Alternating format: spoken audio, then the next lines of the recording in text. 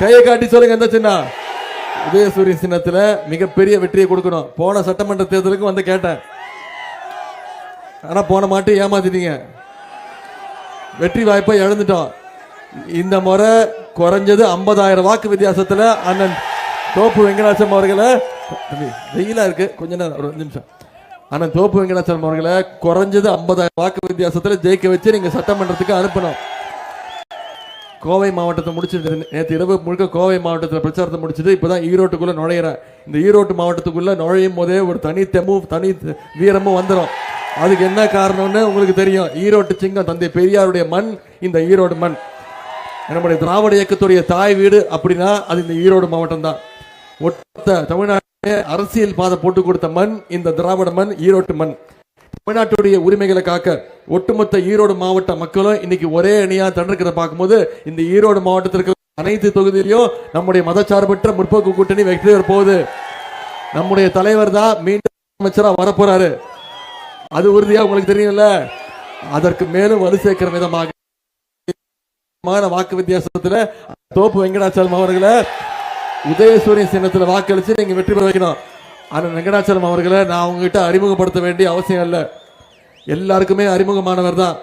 2 முறை ஏற்கனவே சட்டமன்ற உறுப்பினர் தான். இந்த பகுதியில் மக்கள் பணி ஆற்றிருக்கக்கூடியவர் தான் அண்ணன் திரு தோப்பு வெங்கடாச்சலம் அவர்கள். அது மட்டும் இல்ல, வருவாய்த்துறை அமைச்சர், சுற்றுச்சூழல் துறை அமைச்சர்னு அவர் பணியாற்றின காலத்துல இந்த பெருந்துறைக்கு பல்வேறு திட்டங்களை கொண்டு வந்திருக்கிறாரு. 250 கோடி ரூபாய் மதிப்பீட்டில் அண்ணன் கொண்டு வந்த கொடிவேறு கூட்டு திட்டம் இன்னைக்கு மேற்பட்ட கிராமங்களுடைய குடிநீர் பிரச்சனை யார் தீர்த்து வச்சது? அண்ணன் வெங்கடாச்சலம் அவர்கள். போட்டோ போட்டோ போட்டோ காட்டுற, பேசி போறதுக்கு முன்னாடி போட்டோ காட்டுறேன். அவ்வளவு ஆர்வம் அந்த போட்டோ பாக்குறதுல. என்ன போட்டோ? என்கிட்ட அந்த போட்டோ இல்ல, நான் எடுத்துட்டு வரல. சரி காட்டுறேன். மட்டும் இல்ல, அண்ணன் அவர்கள் தனிப்பட்ட முறையிலையும் இந்த பெருந்துறை மக்களுக்கு நிறைய நன்மைகளை செஞ்சிருக்கிறார். இவரை நீங்க சட்டமன்றத்துக்கு அனுப்பிச்சீங்கன்னா மற்ற வேட்பாளர்கள் மாதிரி வெறும் தேர்தல் மட்டும் வந்து மக்களை சந்திக்கக்கூடிய வேட்பாளர் அண்ணன் கிடையாது.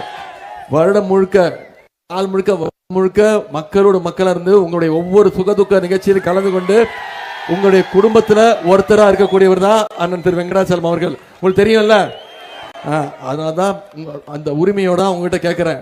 அண்ணன் வெங்கடாச்சலம் அவர்களுக்கு உதயசூரிய சின்னத்துல வாக்களிக்கணும். இந்த தொகுதிக்கு பல்வேறு திட்டங்களை செஞ்சு கொடுத்திருக்கிறாரு.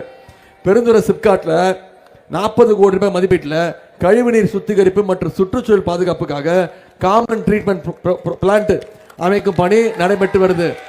அதை ஆரம்பிச்சு வச்சது நான் தான் வந்து அந்த திட்டத்தை ஆரம்பிச்சு வச்சேன். பெருந்துறை பகுதியை மீட்டெடுக்க நிலத்தடி நீரை உறிஞ்சி சுத்த அதனை ஆலைக்கு கொடுக்கிற நிலையம், ஆற்று நீரை கொண்டு நிலத்தடி நீரை செயற்கையாக செறிவூட்டும் திட்டம் ஆகியவை 136 கோடி ரூபாய் ஒதுக்கீடு செய்யப்பட்டு இந்த பெருந்துறைக்கு கொடுத்திருக்கிறோம். ஒரு அறிவாளி சமீபத்தில் வந்து நான் தான் ஆரம்பிச்சு வச்சேன், ஒரு வேலையும் நடக்கல. உதயநிதி வந்து கல் எடுத்துட்டு போயிட்டார். ஏங்க எனக்கே கல்லா? இதான் வேலை நடந்துகிட்டு இருக்கு.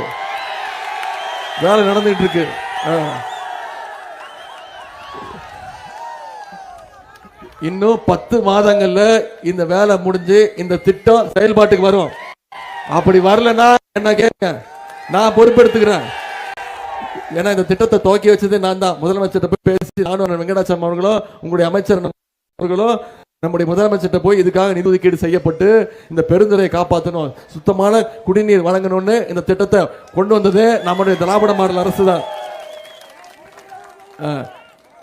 திராவிட மாடல் 2.2 ஆட்சியில பெருந்துறையில இன்னும் அதிகமான முக்கியமான பணிகள்லாம் தொடரும்.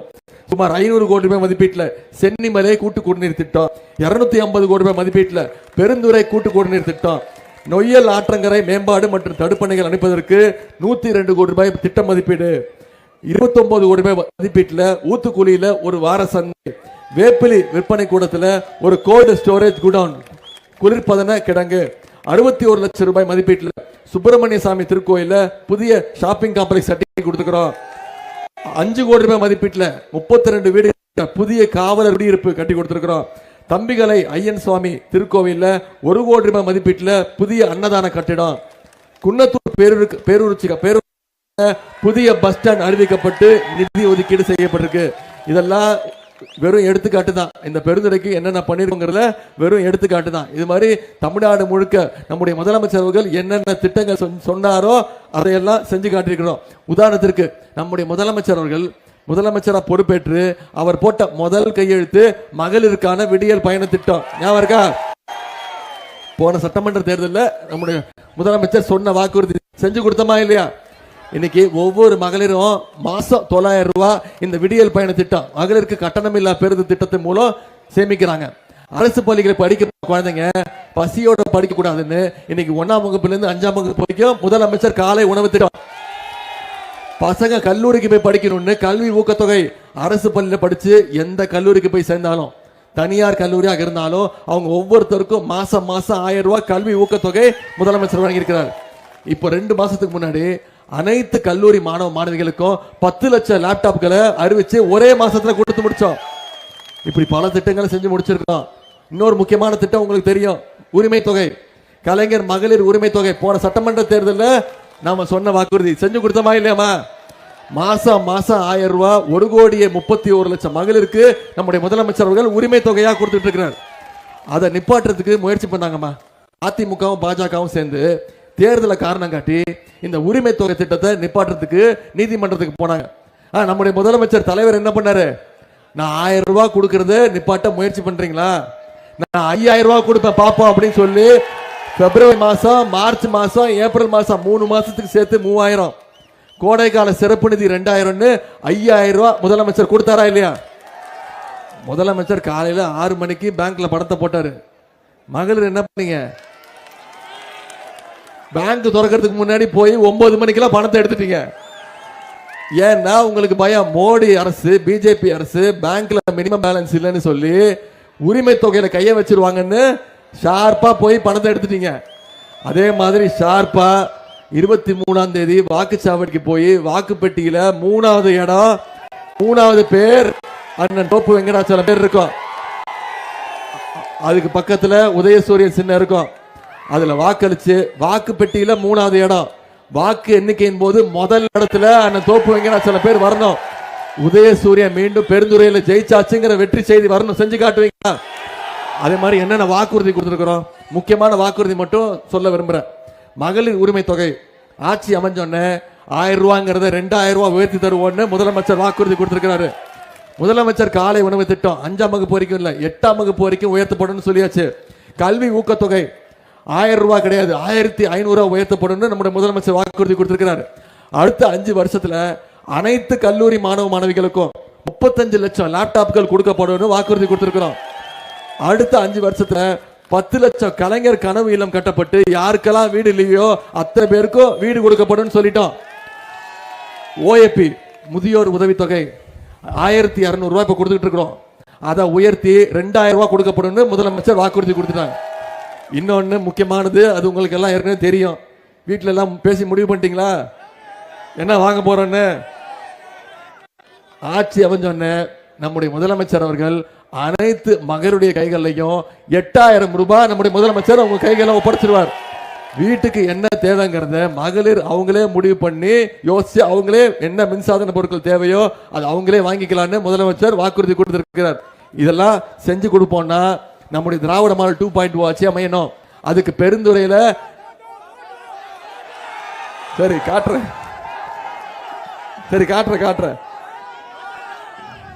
நீ கேட்குற, நான் காட்டிடுறேன். அப்புறம் திட்டு வாங்குறது நானு. என்ன திட்டுற தெரியுமா? எவ்வளவு வலிக்குது தெரியுமா?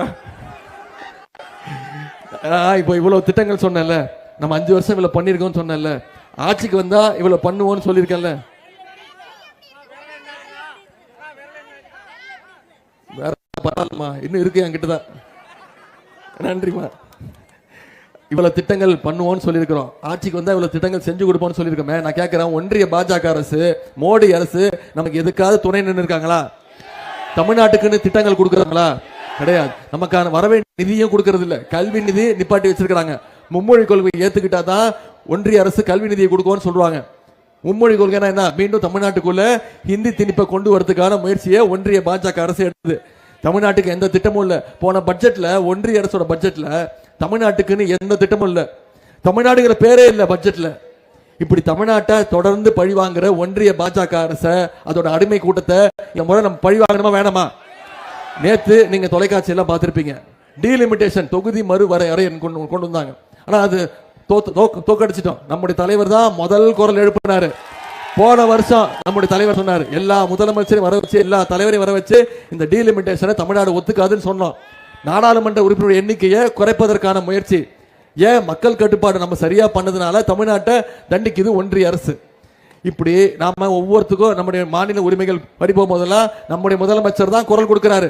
ஆனா எதிர்கட்சி தலைவர் என்ன பண்றாரு? திரு எடப்பாடி பழனிசாமி என்ன பண்றாரு? நீங்க எல்லாம் பார்த்திருப்பீங்கம்மா, மொரட்டு பக்தர்கள் பார்த்திருப்பீங்க, மொரட்டு தொண்டர்கள் கேள்விப்பட்டிருப்பீங்க. ஆனா ஒரு மொரட்டு அடிமை பார்த்திருக்கீங்களா? யார் இந்த மொரட்டு அடிமை? இதெல்லாம் சொல்றது நீங்க, நான் கிடையாது. நான் தான் சொன்னேன், மோடியுடைய நம்பர் 1 மொரட்டு அடிமை திரு எடப்பாடி பழனிசாமி அவர்கள் தான் அப்படின்னு சொன்னேன். அதுக்கு தான் மூக்கு மேல கோவம் வந்துருச்சு. என்ன சொல்லிட்டாரு? உதயநிதிக்கு எந்த அனுபவம் கிடையாது, எந்த அனுபவத்தை வச்சு சொன்னாரு. நான் சொன்னேன், ஆமா உங்களுக்கு இருக்க அனுபவம் எல்லாம் எனக்கு கிடையாது, இந்த அனுபவம் எனக்கு கிடையாதுன்னு சொன்னேன். இதுதான் நடந்தது. தெரியுதாமா?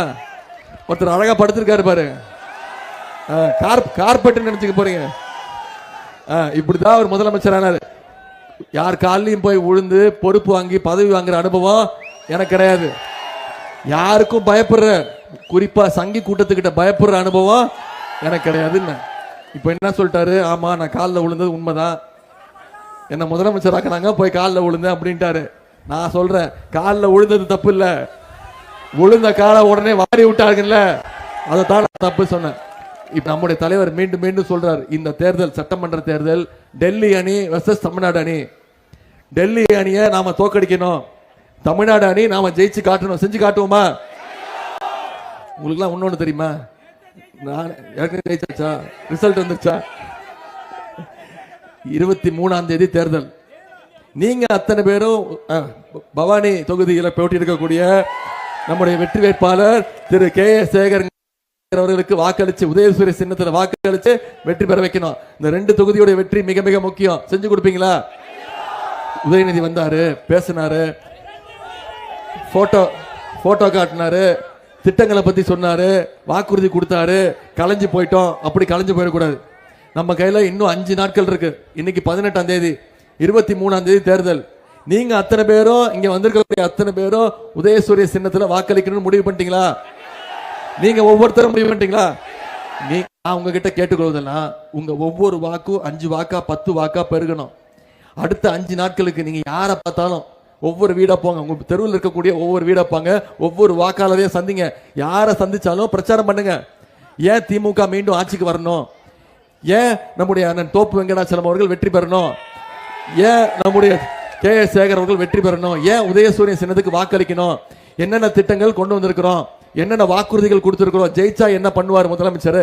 எல்லாத்தை விட முக்கியம், சங்கி கூட்டத்தையும் அடிமை கூட்டத்தையும் தமிழ்நாட்டுக்குள்ள தலை தூக்க விட்டுறக்கூடாது அப்படிங்கிற பிரச்சாரத்தை நீங்க ஒவ்வொருத்தரும் பண்ணீங்கன்னா, அடுத்த 5 நாட்கள் பண்ணீங்கன்னா நிச்சயம் அதிகமான வாக்கு வித்தியாசத்துல பெருந்துறை தொகுதியும் பவானி தொகுதியும் வெற்றி அப்படிங்கிற செய்தி 4ஆம் தேதி வரணும். செஞ்சு காட்டுவீங்களா?